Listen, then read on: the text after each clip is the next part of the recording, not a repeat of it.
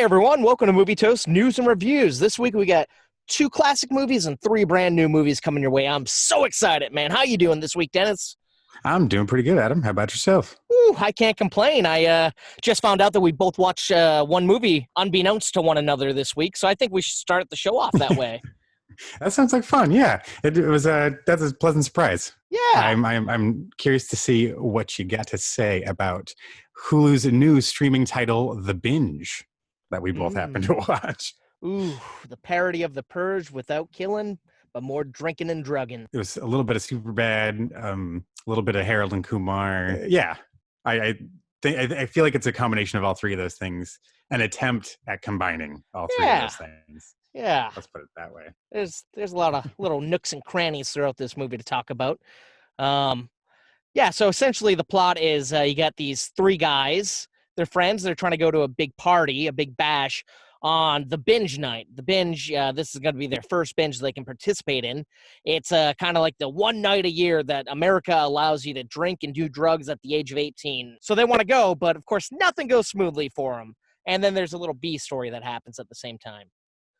The laws of the world, I have to point out, they go a little bit further in that all drugs and alcohol are totally outlawed every other day of the year. So this is that's the one exception, or why this one night is such a big deal and why it's called the Binge, is that it's everything is allowed within, like, some reason. There's no like killing people. It's not like the Purge night where that type of shit goes on, but all alcohol is allowed. Any sort of drug is allowed to be consumed for 12 hours in this one evening.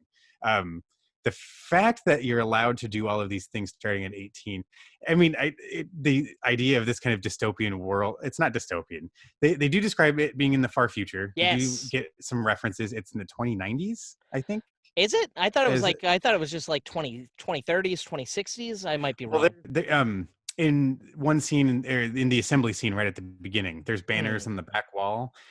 I want to say one of them was in the winning a championship in either the 2040s or 2070s. Yeah. I don't recall which exact. I kind of like how they set this up, because they say it's the future, and yet they don't bash you over the head with it. There's little subtle set dressing pieces and little props that kind of show you, hey, it's the future, but we're still pretty close to where we're at in 2020. Yeah, they're not reaching way too far ahead or biting off way more they could chew with the budget, which that's something that I gotta say was noticeable right off the bat. There is so much stock footage in this movie, and so much that wasn't necessarily like a set, or like there's only a handful of locations throughout this whole thing. That became pretty obvious to me really fast. Especially the fact that the first 5 minutes or so of the movie, like solid 5 minutes, is stock footage of them before you even much. meet a character. I thought it was maybe like a 2-3 minute moment. Well, I guess. Felt. It felt like a long time. All right, even if it wasn't literally that long. Here's my question for you. Like a long time. Thing that really messed with me. Do you think that narrator was Morgan Freeman? I know it was uncredited. I don't think it was Morgan Freeman, but he sounded a lot like a particular Morgan Freeman impersonator. Was recently pointed out in a advertisement that I found humorous. No way that was Morgan Freeman. Yeah, that was the cheap knockoff. But hey, I've heard cheaper knockoffs. They're cheaper knockoffs. That's very true. This is very true. Have heard cheaper knockoffs before. I made one comment. I feel like just about every scene in this movie was like John Ralphio in Parks and Recreation trying to rap. It starts off good, and you get into a good rhythm, and it's funny, and then we're like, why did we go this many beats too long? Like, why did you stop, or why didn't you stop sooner? I didn't think that was the thing. I think the issue was they wanted to get somewhere and they couldn't get there at all. I feel like they could have pushed it so much further, where they tried, but they just stalled in the middle of what they were trying to do, I feel like. Oh yeah. I feel like the humor, although they pushed it in some, exactly like you're saying, they pushed it in some areas, but then it's like, well, why didn't you just follow through? Why didn't you just take it all the way with that? And everything kind of left me wanting. There was some funny jokes. I appreciated the relationship between the main characters.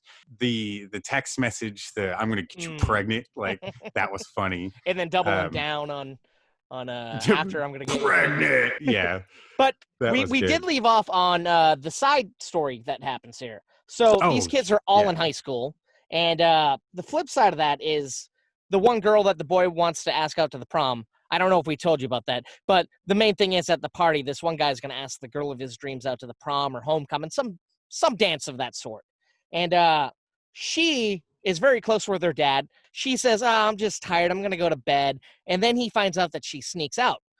Now, the big thing here is the dad is really the principal of the school, and he's going on a quest to find her. And the beauty of this is the dad's played by Vince Vaughn. So things get kind of out of control. I will have to jump in with a comment on that. I still am not sure how I feel about Vince Vaughn in this movie. You have the classic delivery that you expect from him that I found funny. There's so many scenes where I was getting that, and it felt stale.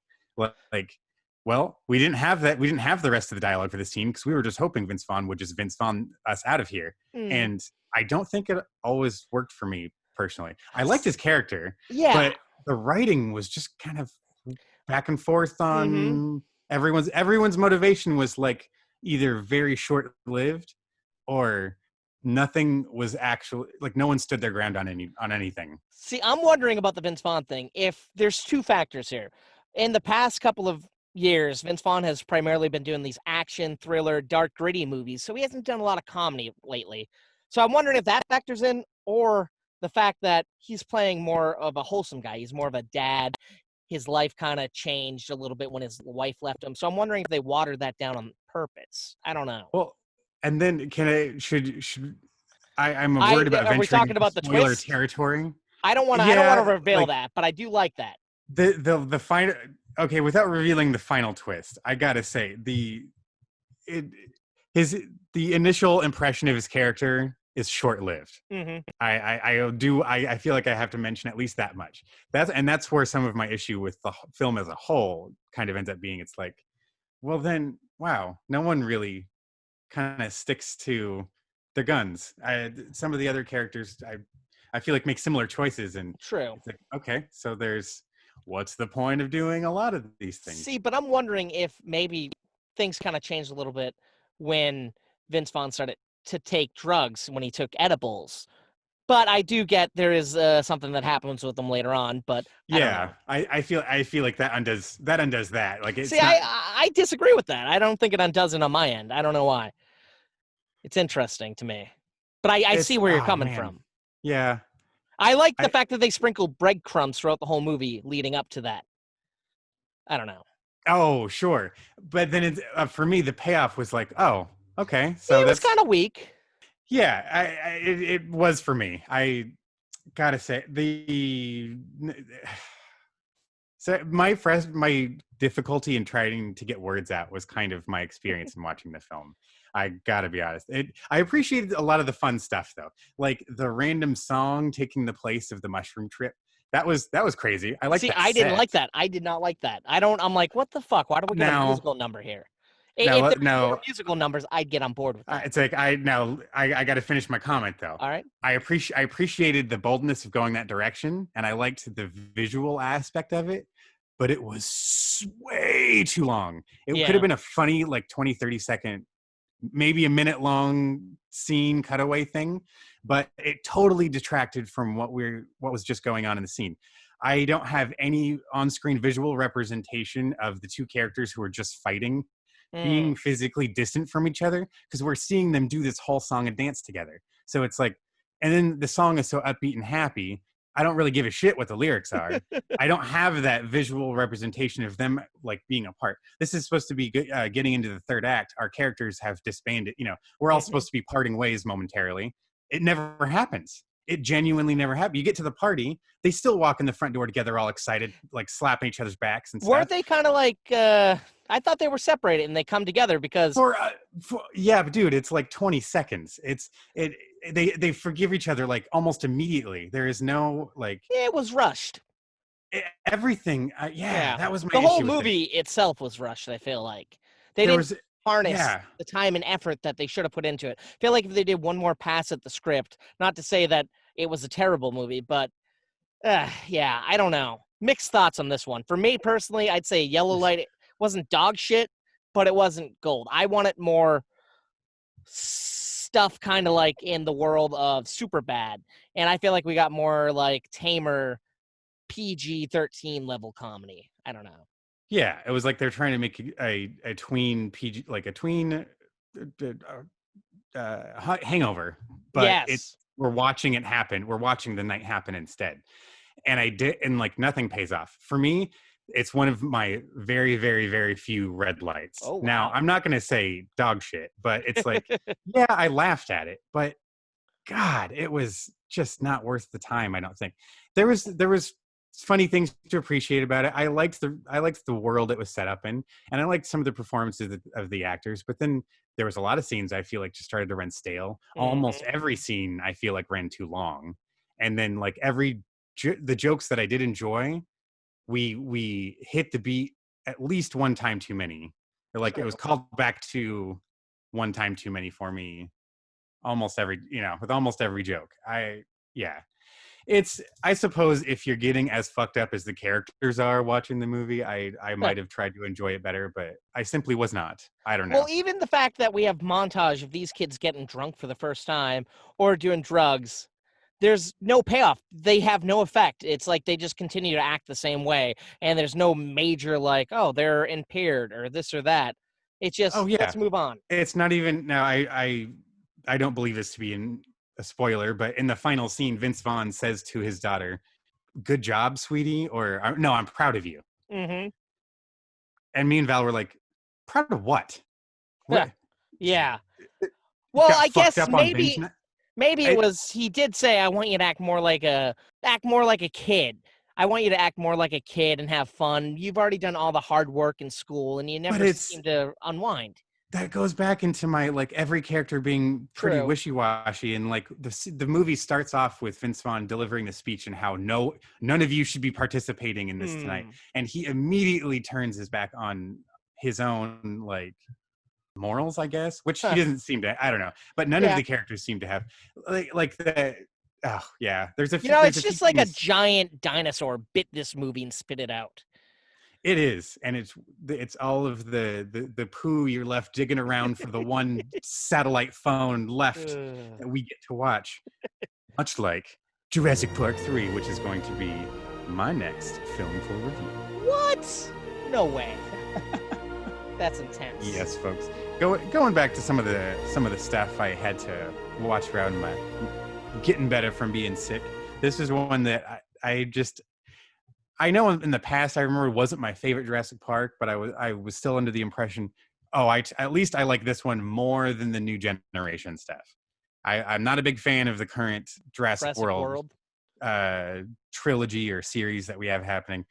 And in the back of my mind, I'm like, okay, at least this one was the last of the good trilogy of movies. But after rewatching, you know what? I'm not 100% sold on that opinion anymore. This Oh. was it went down a little rough. Going back to even the setup of the film, I feel like we've already well established in this world, in this timeline, how was this possible? Now, what's the Like, setup of this one? It's been a so little while. we're starting off with this kid he's on vacation with his uncle. They're just doing like this parasailing, parachute gliding off a boat thing. Sometimes you see this off the coast, like on Hmm. big beach towns and stuff. It's kind of a touristy kind of gimmick thing. You can coast down the surf from the height of a parachute. Well, this kid's doing this with his uncle, and this chartered service that offers to take you up to one of the islands where the dinosaurs were grown. The second island, which would have been where this Jurassic Park 2 takes place. I forget the Isla Sorna. I I'll believe it. I took no. I think that's It's all good. Nobody's gonna that's the fact first check one. you here. Anyway, yeah, I'm not I gonna. should have had that. I should have had that on me. Hey, if you guys want to Um, know, want to tell us what island it is, tweet at us, Instagram us, tell us somehow, get at us, tell us that we suck. Absolutely. Yes, correct us, please. Anyway, so we're gliding next to the island, and Yeah. the boat goes through a thick layer of random fog on this crystal clear day that pops out of nowhere, of course. And when the boat comes out the other side, all of the crew in the boat's all dead, or at least they're gone.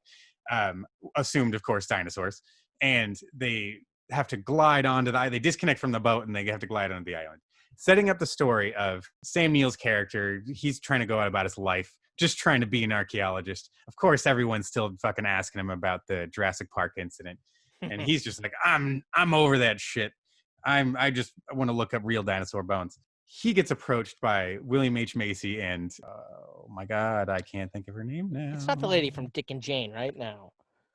I don't know Yes, why. it is. Oh, Yes, it is. shit. What's her name? Madam Secretary. What the fuck is her name? I feel like I normally know it, but not Marissa Tomei. Why can't we think of this one? Tweet us again. Tia Leone. Taylor Leone. I love that lady. Tia Leone. There we go. She and William H. Macy play husband and wife, and they want to go on this exotic vacation. They want to do a flyby of the island, and turns out they're actually the parents of the child we saw at the beginning of the movie.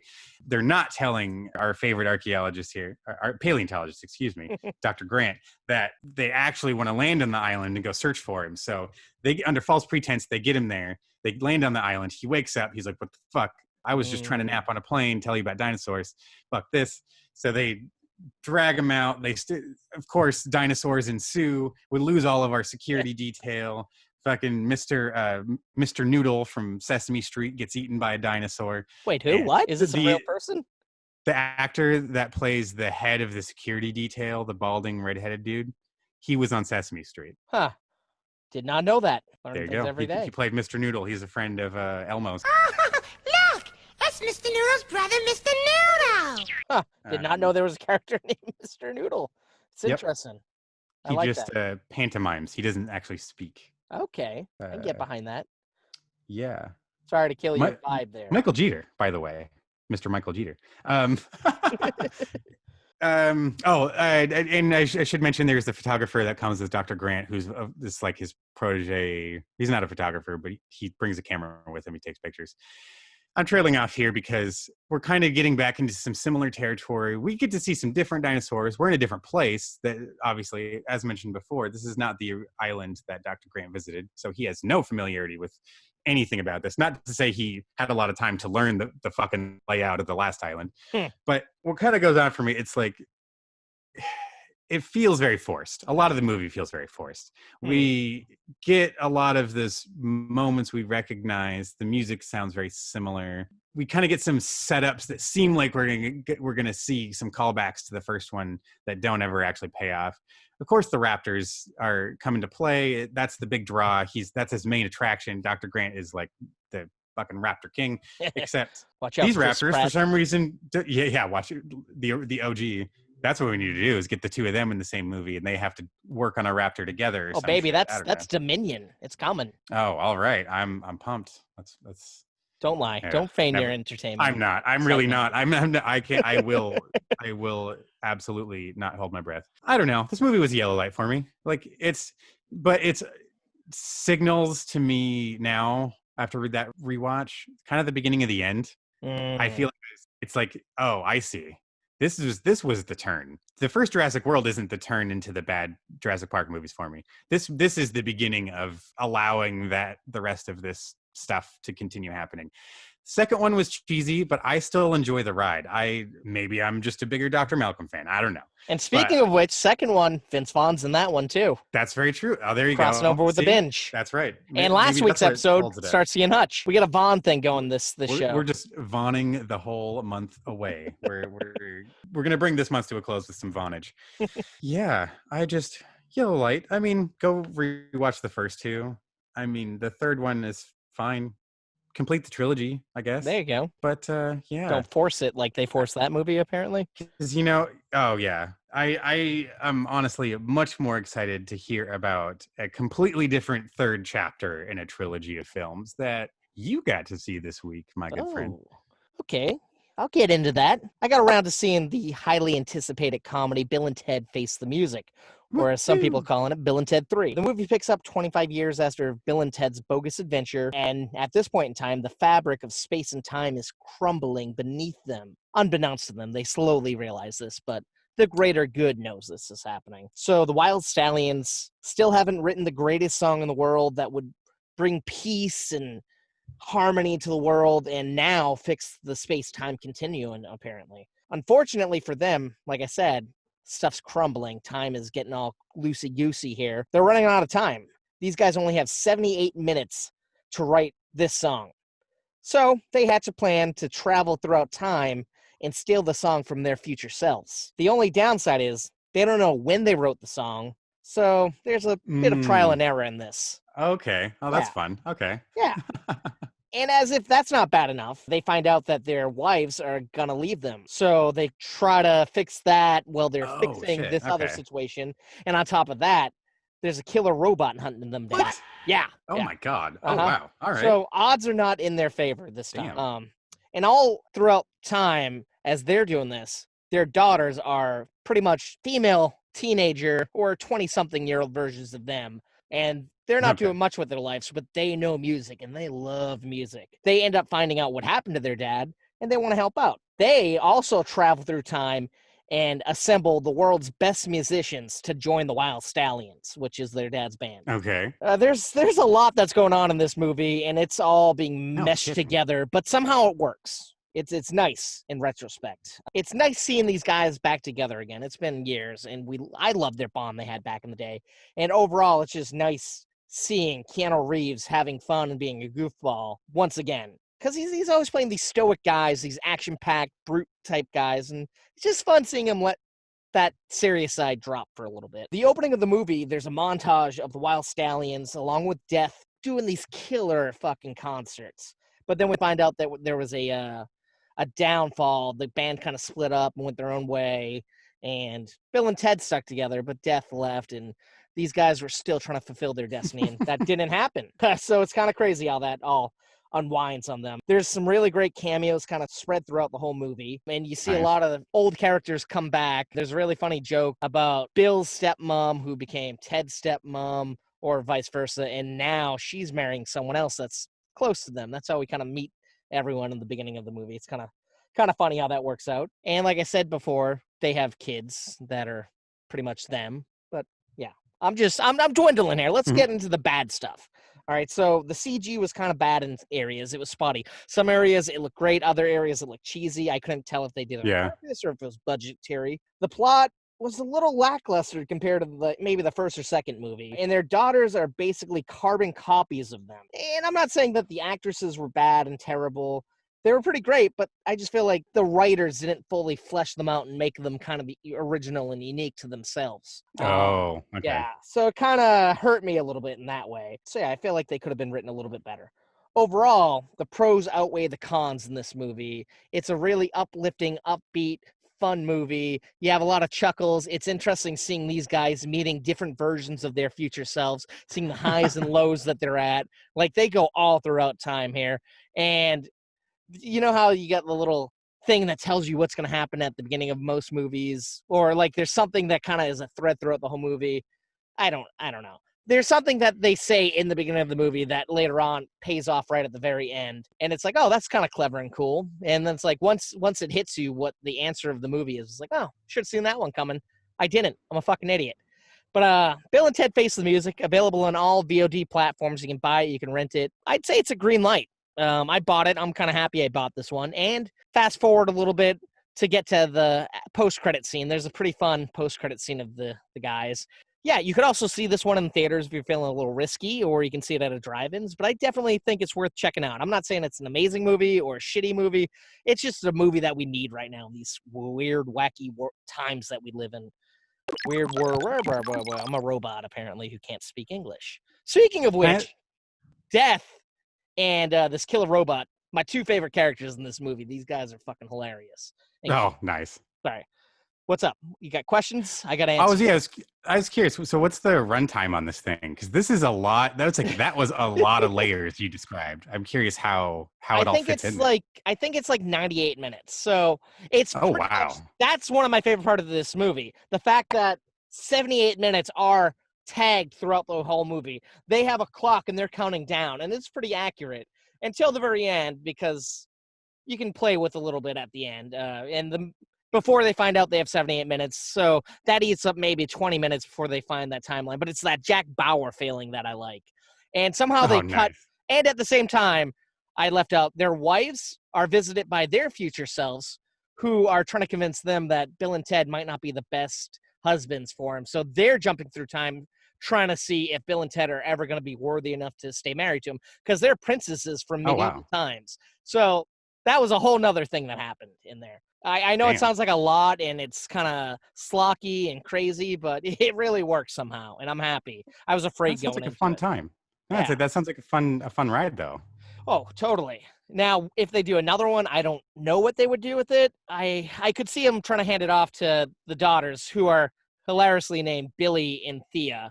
So it's like Bill and Ted, like they're pretty much their uncles' names, just in female format. So if they did that, it'd be interesting. But like I said, they'd need to add a little bit more flair to these characters if that's the direction they're planning on going. So yeah, I know that's a lot that I'm throwing at you right now, but this is a big movie. So do you have any other questions you might be interested in finding out before you see the movie? Oh, I'm just wondering how long before I finally get to see it myself. Actually, that sounds like a great time. I'm looking forward to this one, man. Yeah, well worth it. Check it out. Like I said, playing at drive-ins, playing at theaters, but I'd stay away from theaters personally after I dabbled last week in it. And but you can rent it, I think, for like $10 or $12, or you can buy it for 20. So it's like, fuck it, I'll buy it. But hopefully get to check it out sometime. I'd like to see what you think about it. Oh, absolutely. Yeah. Well, Oh, and what was your light on that? that's a green light. And solid green.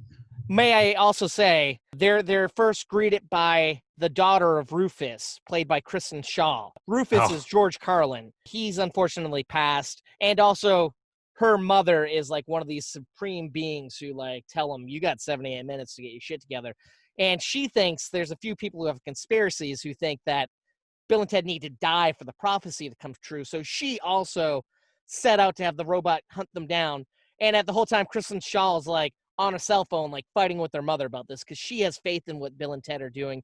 And she believes in everything that her dad said. And there's a cool little cameo of Rufus in here that I don't want to say how Oh, it happens, badass. but it's nice Oh, that they worked awesome. him in there. That's cool. Yeah. So Nice. green light, Bill and Ted Face the Music, rent it, buy it, see it, do something. Honestly, a few years ago, I watched the first one, and then I watched the second one. And the second one, I kind of gave up watching. It was kind of slocky and not for me. And I was afraid maybe this would fall in that same category. But this, I think, is better than the second one. Not as great as the first one, but it's heartwarming and fun. And Kid Cudi's in it. He has more of an extended kind of cameo. And his character that he plays is himself, but a smarter, more he's down with the cause. He knows what's going on. Like he's down. He fits in with like the Big Bang Theory guys. It's kind of cool the way that. That's funny. Yeah. Okay. Oh man. Okay, that's funny. Oh man, I'm even more excited to see that one, dude. Yeah. So I'm hoping they get some good money on that. But I think you watched kind of a classic comedy movie recently. Oh yeah. Well, maybe it's not comedy. Maybe it's more sci-fi. I don't know what you classify it as. I think one of the subcategory genres you could easily put in there is comedy. But if you have that kind of dark sense of humor, one of my favorite sci-fi modern classics, Starship Troopers. Yes. For me, the film personally has a lot of sentimental value too. I remember going to a particular friend's like birthday party in like grade school when the movie first hit video, and it was one of the movies that was like rented that night, and I saw that way too fucking young. In the same sleepover, watching Austin Powers, Starship Troopers, and Anaconda all for the first time. Nice. Yeah, baby. But Starship Troopers, man, stood out to me. I'm with you on that. My dad took me and my brother to see it when it came out. So I'm with you. Saw it a little too early. Didn't probably know what was going on. Just saw beautiful big alien creatures. Oh yeah. And the locations are crazy. Like the sets look so otherworldly. I love the interior of these spacecraft and the different military bases and stuff. But that's getting ahead of things. I love the art design throughout the entire film. And we actually got to meet one of the people who got to work on the miniatures for this movie. Oh, no shit. Working on the years ago, these low budget horror movies that I had done some artwork for, and Adam had helped me out on for a few days he used to do miniatures before well, miniatures disappeared. And that was one of the movies. He also got to help design the weapons and armor for the film as well. So Nice. I took my Blu-ray copy to set and had him autograph it for me, and he gave me shit because it's like, what do you want my autograph for? Anyways. I'm just a guy who plays models. Exactly. You stupid asshole. We're here now together, working on this shit. Paying my bills. Go to work. Quit bringing this crap to me. No, Michael, you're awesome. It's great working with you, dude. The film is set in this far-off future that is clearly there's a lot of implication and rumor online that like this might be a future world where maybe the Nazis actually won World War II, and in the far future they have conquered the planet. Basically, the entire planet's running under one government. Your citizenship is earned through military service.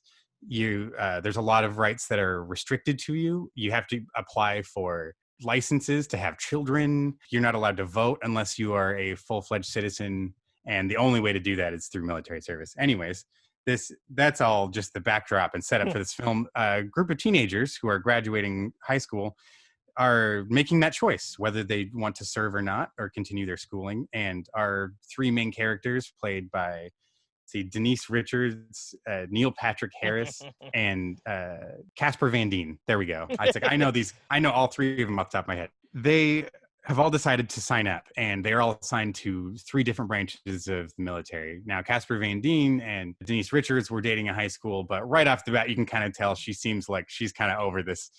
She's kind of over the shit. It's easy for her to be distracted by the other pretty boy pilot who's joining the Fleet Academy, and she wants to join Fleet too because she wants to pilot big cruisers. And of course, our main character, he ends up being assigned to be a foot soldier. He's a grunt. He's going to be in the light infantry.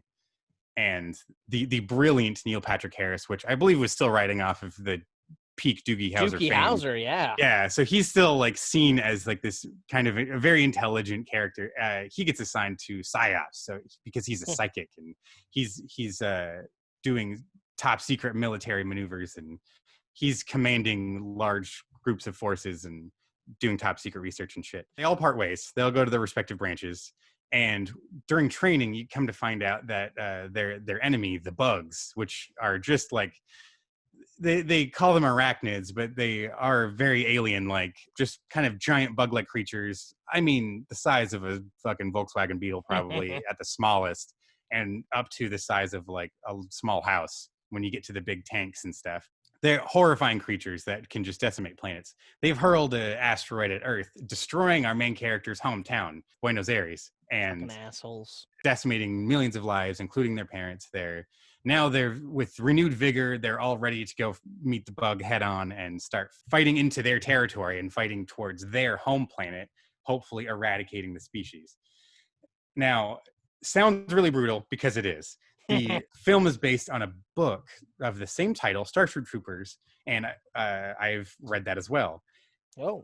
Gotta say, they could not be more different things. Interesting. If there's any fans of the book that ever wanted to try giving the movie a shot, there's people fighting bugs is about where it begins and ends. That's about all the similarities are. The use of nukes, although rampant, the soldiers in the books are actually way more powerful. It's everybody's more like Rambo, whereas in the movie you're getting people shredded apart left and right. The body count's high in both worlds, but still in the book world, the individual is much, much more powerful and can go toe to toe. Another thing in the books, the bugs can talk. They're a little more humanoid and not quite as monstrous. They're very, very different worlds. Although the backdrop seems similar, it's the same kind of unified world government. It's very, very strict regimental lifestyle. The films are a lot more fun. This is a straight sci-fi slaughterfest. Now, have you watched the spin-off straight-to-DVD ones or anything like that? I've watched a part of, I can't remember if it was the second or third one, but I did watch the animated sequel. I believe that was either the fourth or the fifth in the series. Now, that's what I was wondering. On Netflix. That sounded like it was more intense like the book, or am I way off on that? Or is that more like the film? I mean, what's interesting about, I really enjoyed the animated film. It was kind of out there, but it was still a fun ride. That one, if you enjoyed the first movie and if you bothered to watch the sequels, might as well watch the animated one too. Nice. I think it's solid. The fact that it's still Casper Van Dien blending his voice, Huh. and they gave him the likeness. They followed through the storyline. He's still missing his eye from getting attacked by the bug in one of the series sequels. That was a cool ride. It is very much akin to the darker parts of the first movie. This film, though, I think has a lot of lightness to it. There's some comedic elements. We have some romantic storyline, although those characters get taken away and it becomes not dark, but our character's heartbroken for a little while. It gives him a reason to fight, and that character actually keeps popping back up, and she comes back in the animated series as a fever dream. She's kind of like an angel that helps guide him through this desert as he's like cast. He's been removed from his group. What am I trying to say? He got separated from the rest of the. Now, what about my main man, Jake Busey? Is he in any of the spinoffs? I'm not sure. Or do they kill him off? I completely forgot about Jake. He survives the movie. He actually makes it all the way to the end recruitment commercial. He becomes the second in command by the end of the movie. This is one of my favorite characters of his. Oh, yeah. I think he's fucking awesome in this movie. Michael Ironside. I love that guy. He playing their school teacher who ends up being their squad leader until he meets his fateful end. Like a boss, though. He goes out like a badass. If the same thing were happening to me, I'd expect the same from any of you. I love that guy. He's side note, I loved his voice acting in the video game series Splinter Cell. He's always going to be Sam Fisher to me. That guy just has a badass voice, and I love seeing him pop up and stuff when you just being those kids, usually bad guy roles, but he just does it so well. I want to say there's a few other faces. I can't think of them off the top of my head, but it's overall, like I said, it's one of my favorite films. Starship Troopers gets a green light for me. Nice. It's one of those, I think I got to watch it at least once a year. It's still worthwhile. Although a lot of the effects are dated. There's so much practical stuff in this film. And it's like, it was made right at a point in time where it was a very great blend of the two mediums. They do such a good job with the props, and although it's on the lower end budget for a spectrum of like big blockbuster movies, it's still an enjoyable ride to this day. And I highly recommend, if you haven't watched it in a while, give it another go, make a night of it, have some fun. Nice, I can get behind that. Great movie. Now I have a movie which is kind of based off some other movies and some old comic books and stuff. I finally got around to seeing a movie that has been shelved for many years, but Disney's finally released it. I'm talking about the New Mutants. Oh, hell yeah. It's about a girl who wakes up in a hospital run by one doctor who monitors a bunch of new mutants until they're able to harness their powers and until they're deemed ready to fit into society. There's only 5 mutants in the hospital when we are seeing the hospital, and they're kind of kept there by a telekinetic force field shield that surrounds the land that the hospital's on for their own safety. Nobody wants any mutants getting out there causing chaos and trouble. Of course.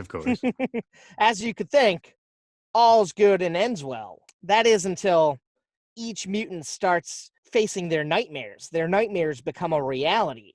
And It turns out things aren't exactly how they appear to seem at the hospital. This situation takes the ragtag team of misfit mutants and brings them together as a team.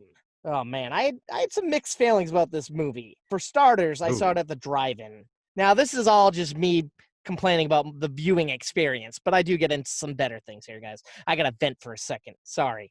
So I started at the drive-ins, and the screen was improperly formatted. So some things were kind of cut off at the bottom, like you could tell that you could see like shit.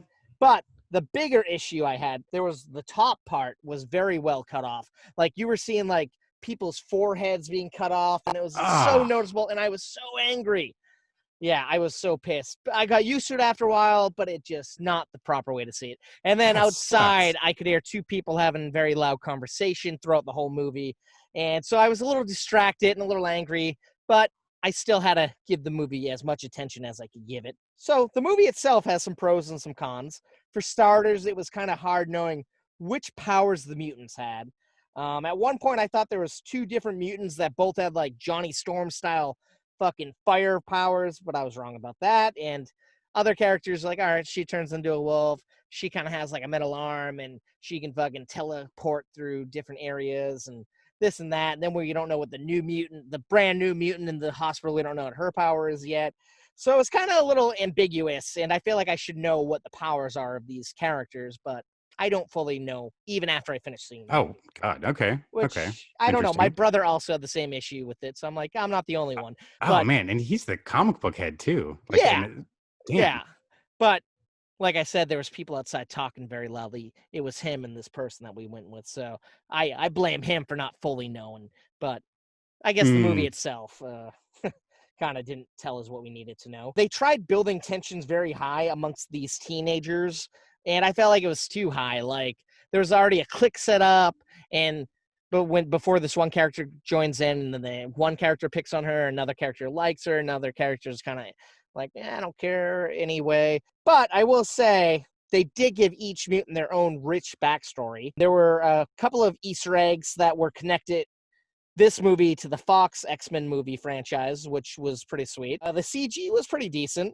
I will say my two favorite characters in this is this one character called Demon Bear. He was pretty badass looking. And then one of these characters had like a puppet the whole time of a pterodactyl that she would talk to and call Loki. Eventually, that puppet becomes a fucking badass real life Tyrannosaurus Rex. It's not T-Rex. A pterodactyl that Oh my fights God. this demon bear thing. And it is fucking mind-blowing and magnificent looking and just fucking fun all around with those two characters. Yeah, so those were pretty cool, delightful. There were some genuine scares in this movie. Like, I will say the Oh. horror aspect was really awesome. Like, That's cool. yeah, that was my favorite part of this movie, seeing an X-Men movie based in the frame of a genre of horror, which was really sweet. Oh Like, damn, that's fucking cool. yeah, and it wasn't just cheesy jump scares. It's like, no, genuine things that like freaked you out a little bit. And yeah, that I really, really dug, and I'm happy. They pushed it as far as they could. It's a PG-13 movie, but what they did do was like, holy shit, that's trippy and mind-bending. I really commend that. Oh damn. Okay. Yeah. All in all, it wasn't a perfect movie. It wasn't incredible. I'd like to say that this movie also wasn't as bad as people made it out to seem. Because Fox wanted to dump the movie. They just wanted to kill the movie. They wanted to reshoot the movie. When Disney bought them, they weren't sure what to do with it. They never even reshot the movie. So it just kind of lived in a weird place for a couple of years. But overall, comparing this to some of the other X-Men movies that have released, like the 9 X-Men movies, I'd say this is a green light. It's definitely worth your time. And if you're a horror fan, wow, you might okay. like it. Yeah. So I'm happy that it finally released and I got to see it on a big screen. Hopefully I'll see it another time and actually be in the right mindset and zone to see it. But everything worked in its favor, in my opinion. And I was kind of pleasantly surprised because I know they filmed it out here in Massachusetts. So I'm like, let me watch to see if I know anybody that worked on it. And the APOC of the show that I'm starting back up on this week was the APOC in this movie. So I'm like, sweet. I'm Oh. going to talk to him about this tomorrow. Badass. Yeah. Nice. Yeah. So I was That's cool. excited. Yeah. And then a guy that we went to college with edited this director's big movie, or assistant edited The Fault in Our Stars. He actually was assistant to the director on this movie. So that was kind of cool. This guy. Oh Greg shit. Oh Borkman. damn. Yeah, I kind of met him here and there a little bit. Seemed like a cool guy. So that was kind of cool seeing 2 names that I knew in the movie. But yeah, check it out. Really, I don't know what the plan is. I knew that Disney wasn't going to drop it on VOD because apparently when they acquired Fox, they also made a deal that their movies would have to premiere on the big screen before they put it on the little screen. So I'm wondering now if this is going to end up on Disney Plus or Hulu in a couple of months. I don't know, but you should check it out. I wouldn't say rush to a theater. If you could see it at a drive-in or something safe like that, I'd say you should check it out. Okay. Dang. Yeah. Hopefully a properly framed screen though. Yeah. Or Now- I'm wondering maybe the director shot it very awkwardly like that to fuck with people. And job well done Oh. if that's the case. I doubt that. Oh God. Yeah, it's Sorry. like I hope not. Damn. I was curious, how was it apparent where it fit into the world of X-Men films, or did this just totally stand on its own and just live as its own movie? No, it doesn't really say where exactly. If I had to guess, I'd say connect it to the original X-Men franchise, not the future past or whatnot. But it is very much when a twist happens, which isn't a huge twist, because they even mention the X-Men. The X-Men are mentioned in it. They also talk about, hey, if you do good here, I have someone who works outside of here who has a school for gifted children, so you might be able to join them. So they talk about Professor X, but there's something here that really connects it to the Wolverine saga. I want to say it connects to Logan, So I could see this movie was going to connect and come together eventually, but unfortunately, the Fox franchise died, and I don't know if they're going to give this movie any other movies after this. I know the director had a whole trilogy planned out, but I will say the news is that this movie is the number one movie to be released during the pandemic. It made good money, so hopefully, maybe we'll see him again. I don't know, but all right. yeah, like I said, Easter eggs. Definitely, if you're eagle-eyed, you'll catch it. If not, Nice. it's all good.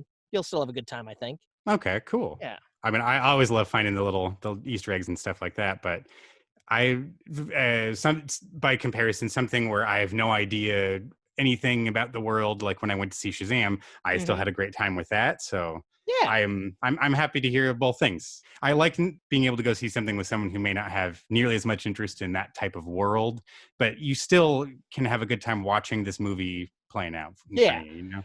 But I will say I did see this with another older, not old, but a little older Marvel movie. I saw it with Spider-Man Homecoming, and my God, I forgot how fucking charming that movie is.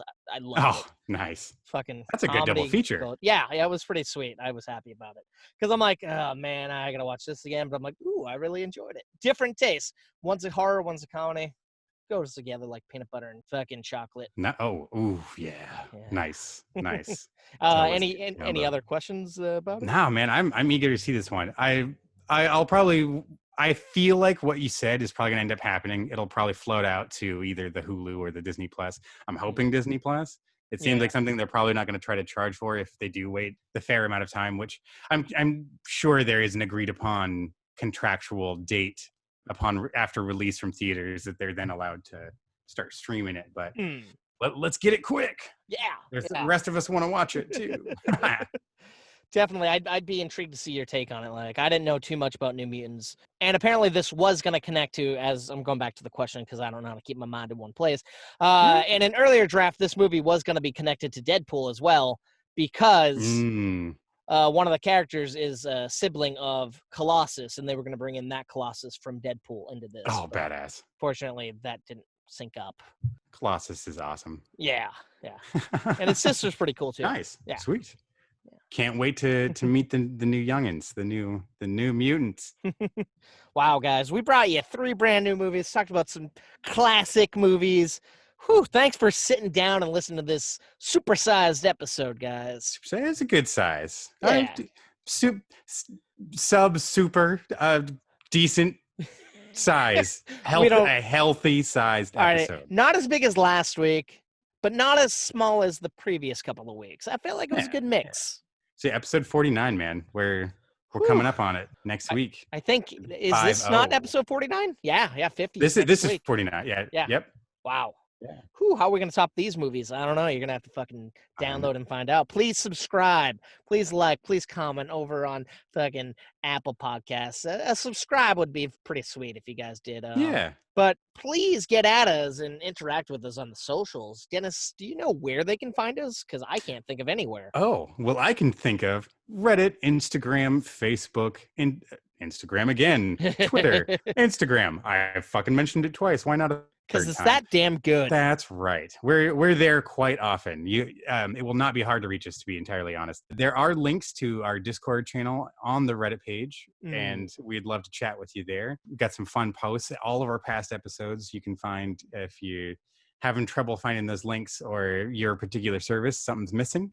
Yeah. We've got our YouTube page, which has all sorts of other fun little nuggets to slap onto the toast. I don't know what are you putting nuggets of on your toast? Never mind. God, that was disgusting. I'm putting little dino nuggets on it, and maybe a little cheese. Maybe it's like a grilled cheese with like dino nuggets. Oh. It's a weird amalgamation that shouldn't exist Well, there you that go. I made.